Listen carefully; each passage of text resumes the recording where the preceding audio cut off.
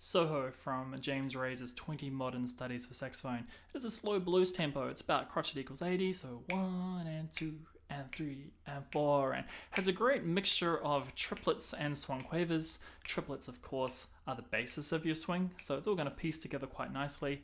But there's some quirks here. There's some things that are important to get right, even just for the discipline of reading it correctly and getting the character of the piece. So I'm going to go through it, and then we'll go over some of those aspects.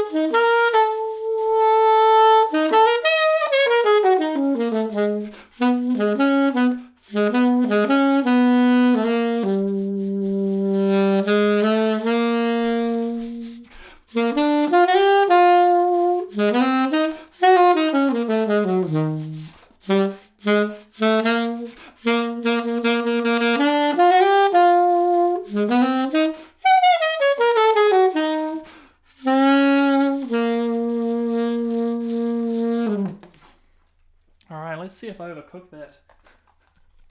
So crotchet equals 80, let's see what happened there.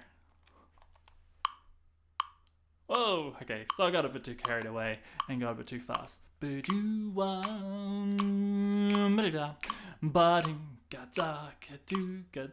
So there we go. If you liked it fast, I just gave you a fast version.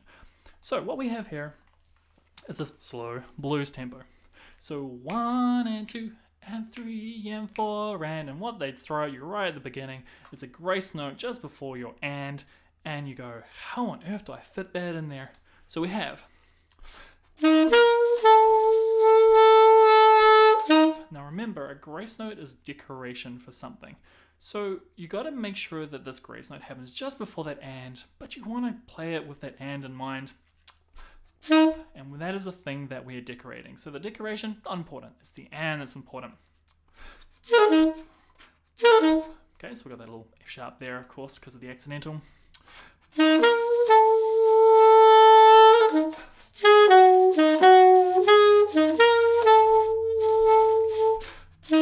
then some triplets start.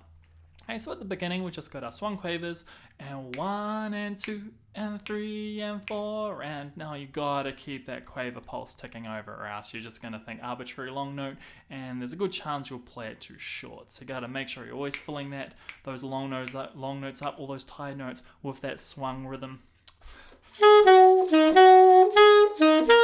2 and 3 and 4.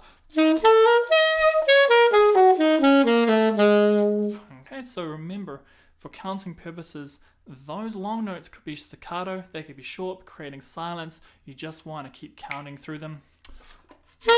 2 and 3 and 4. Alright, so that cool triplet thing. I emphasize the need to try and play the articulation. So we have a mixture of slurs and tonguing. The temptation is that like you'll be afraid to squeak and therefore you might slur things, or maybe when you should have slurred you'll re-tongue it. So at some point you just kind of try and discipline yourself to do the articulation. So what is the articulated language here? We have triplets, so pineapple, pineapple, pineapple, pineapple, but when we put our slurs in we have 2, 2, because I've got tie, 2, 2, 2, 2, 2, 2, 2, 2, 2, 2. Now the temptation will be do a bunch of 2, two everywhere and keep it kind of, the same. But nah, they want some nice tongue notes at the end there.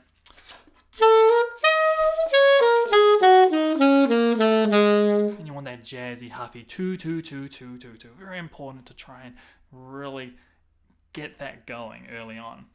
We have some interesting fingering. We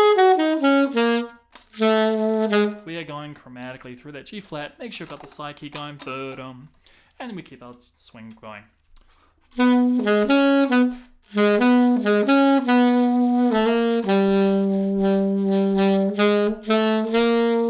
now we have a crotchet triplet. So 1 2 pineapple 1.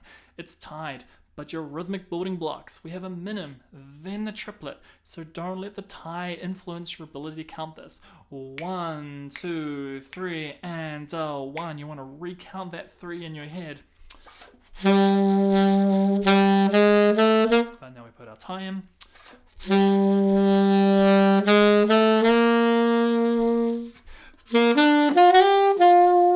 Okay, a lot of decoration going on here. So if the grace notes are getting tricky, just take them out. Okay, and then we got our triplets again. So we got a rest, pine, apple, pineapple, pineapple. So the rests are music too. Okay, you gotta count those, they exist. But let's say the rest is really blowing your mind, stick a note there. So we have an E flat that comes next, so just play 2 E flats. So let's just now take it out. And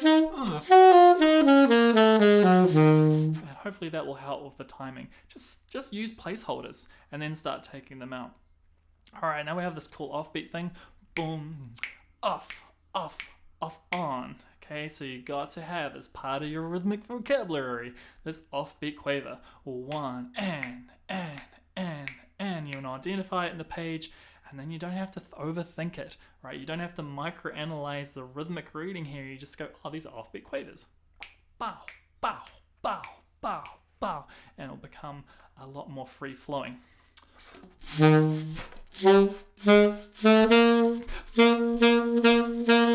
Alright, how on earth are we going to play that? So, this is this one where you almost have to hear it in your head and then try and replicate it, because we have this pineapple, pineapple, pineapple, but it's lots of, and then just try and not overshoot your target and make sure once we hit bar 13, we're there. So lots of, lots of. It's got a cool little groove.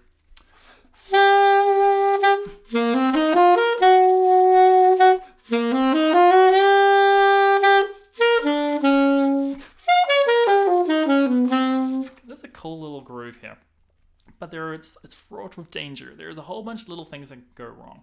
The first is your dotted crotchet quaver. There's a high chance of not quite playing at the right length. You gotta keep your quaver subdivision going. 1 and 2 and 1 and 2 and ba ba do ba. You don't want to race it. You don't want to do what I did and play beyond your crotchet equals 80. So just as a reminder, where are we supposed to be? We're supposed to be here. 1 and 2 and ba ba do ba. So we have 1 and 2 and 3 and a 4 and a 1 and 2 and 3 and a 4 and it's using this rhythm the whole way through. So ba ba do da ba ba ba da ba ba. And again, we have that rest at the beginning of the triplets. So if it's too tricky, just put another placeholder note there.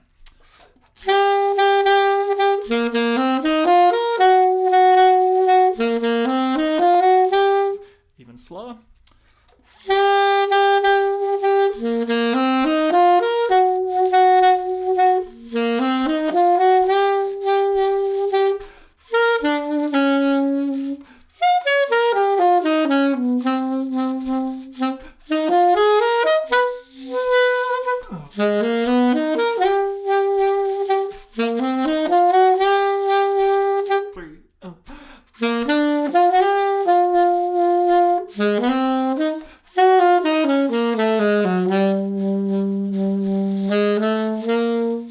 So the rhythm itself it's quite repetitive. It's all the little notes that are changing all the time. They're going to create the complexity of reading. So it's just kind of the normal cliches. Slow down, make sure you're getting the notes right. You don't want to practice mistakes. It's a big problem because you don't want your fingers to develop a muscle memory.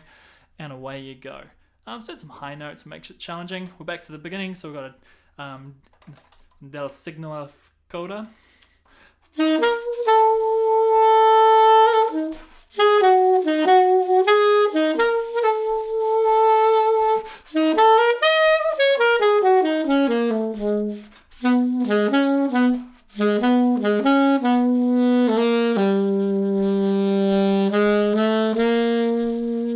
Keep the phrases nice and long.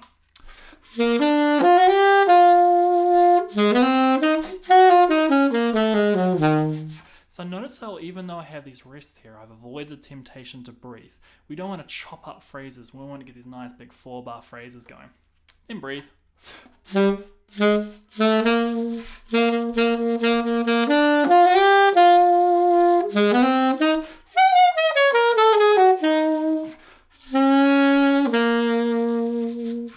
not quite sure if I did that cool triplet groove correctly.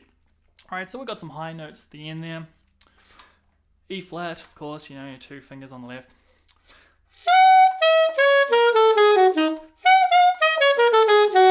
Now they've done you a massive favor here. James Rae, he's been kind. He's put a double 4-er here. You do not have to try and play this super quiet and constrained and like, oh my god, I'm playing high notes. No, you get to just be raucous here. Tuning, yeah, it's important, but come on, man, we just gotta get the notes out.